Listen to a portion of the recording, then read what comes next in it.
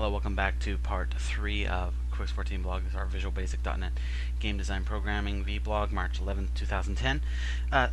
Yeah, this is what we're working on. We're really getting to the grit of things, really getting those GUIs in there that we can put over top the other GUIs and how it's going to work. I'm going to explain a little bit here direct from the commentary when I was actually coding this, a little bit about how some of this works and how we're going to give the illusion, or at least the appearance, that the game is paused in the background. So I will go ahead and let me get to it. So here you go. Alright, this bears a little explanation of what I'm doing here. We're setting up so we can actually go into our menu, but our menu is a different game state, so because of that we have to make sure we take that into consideration. So basically all we're doing is going to counter to 0. As you saw earlier, I set that if, and when that happens it will change the game state. Since the in-game menu is being considered a different game state, it allows to do different things, and it will give the appearance that the game behind you is paused while you're on these screens. So in essence, this is also how we're going to pause our game and have a pause game element in place. So basically, like I said, what we're doing here in game right here is it's just checking if the counter is 0.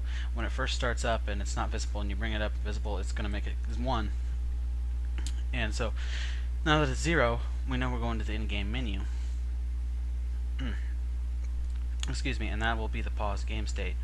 And it should be kind of interesting because I'm not 100% sure if I'm going to have to still draw some things and not others. Probably will. Maybe not. We'll have to see. Because most of the drawing happened here, actually here. Let me just bear with me for a second while I explain what these are. Insane update has no real limit to it. It pretty much runs a lot during our game loop. There's no real frame limit or anything like that. Whereas our civilized update has a frame limit, and that's why all the drawing is done doing this, and that's why a lot of GUI checks are also done during this. It helps keep things at a decent speed and everything.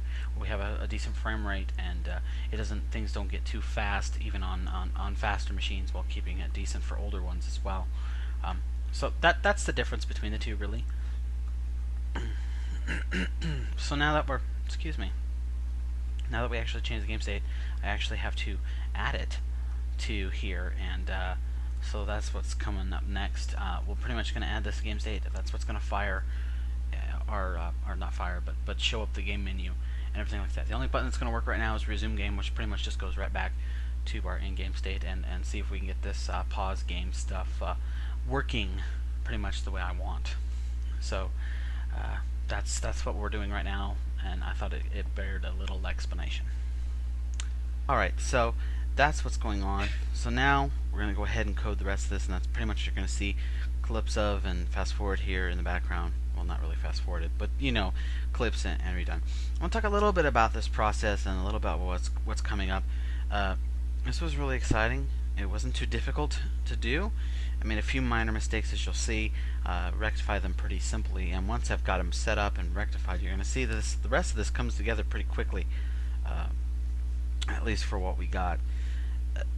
The importance of having an overlay GUI, or GUI over in a GUI, is so many important things. Not just for menu boxes or dialog boxes like we're doing here with a menu overlay, but we can do, of course, inventory interfaces. We can do a spellbook interface. We can do all kinds of stuff. We can do targeting interface. So when you actually target an enemy, it might put a little bracket or a little targeting reticle on them with maybe their health bar over it or something. There's a whole bunch of stuff we can do. This is the basic start of that right here, just by focusing it in with our main menu in the in-game, because it is so important, and we do want to have some sort of loop around. It also gives us a first concentrated connection from that hasn't been in this project since it really started, and since I've finished the book, and since I've been working on it, to be able to go from the beginning of the game, the main menu in our case, to in-game and back, and that's a big step forward as well. Now there are other problems that you're going to see and little issues that'll have to be addressed later, but this is the start of that, and it's very cool. because once you start putting in there and get in there, you start to realize, oh my gosh, I am actually working on something that's really going to work for a game, and it feels like a game, and it puts a lot more substance to it. I mean, it may seem simple, and it really is, but for someone who's starting out, such as myself or anyone else who's really getting into game design, and it doesn't matter what language it is, whether it's VB.NET or C++ or C# or Java or whatever, these elements can be important because they are the user interface elements. They are not really the foundation of the game, but the backbone. The foundation, of course, is the engine, the actual thing that makes your game work, the thing that actually makes Toddler work, and yes, we're still adding to it. And that's why I consider this kind of like the backbone. Without an interface that functions properly in the way that you want and the way that you need, and versatile, where you can move and mess around with it and do different things with it, you have more coding to do than you really want to. In this case, I've set up a good GUI structure, or interface, or library, or just class, if you want to call it all those things. It really is all those things in place where I can put GUIs together and do what I want with them fairly easily. And we do expand on that later on when I start working on dialogues or reusable GUIs, basically. And it's going to be expanded upon even more, I'm sure.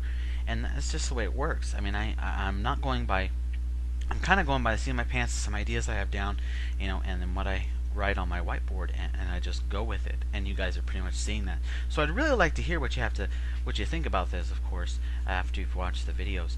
And of course, remember, if you would like to contribute, by all means, whether that's code, or resources, ideas, etc., and resources is sound, images, sprites, whatever, throw me an email at quickshot14@gmail.com. So yeah, some more commentary, so here we go. So now we have all our code in place. Should work now, hopefully. There's only one way to find out. Just want to check at least one more thing before we really give it a shot. And that's, of course, GUI game check, because we are checking to make sure that when it's clicked, it's going to do it.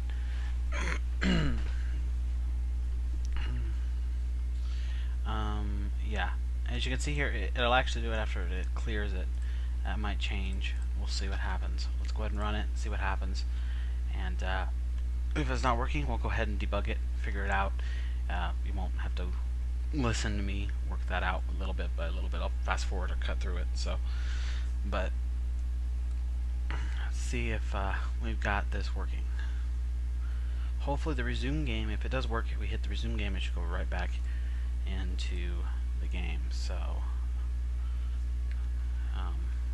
here we are, of course, right where we left off before. When we clicked menu, nothing happened. So now let's try it. Oops. That didn't go exactly as we planned. So let me check something real quick. I think I might know why. Come on, lag. Damn it. Stupid lag. Let's see if we can figure out exactly what happened here. We clicked it, it did fine, but oh, we got two indifs here for no apparent reason, and that might be what's causing. No, that's supposed to be there. Okay, my bad. Just wasn't positioned properly.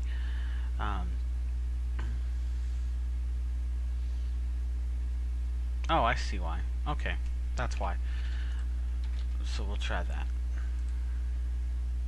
Just a little bug there. No big deal.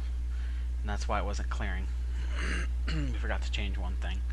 No big deal. Should fix it, and we'll see if it runs.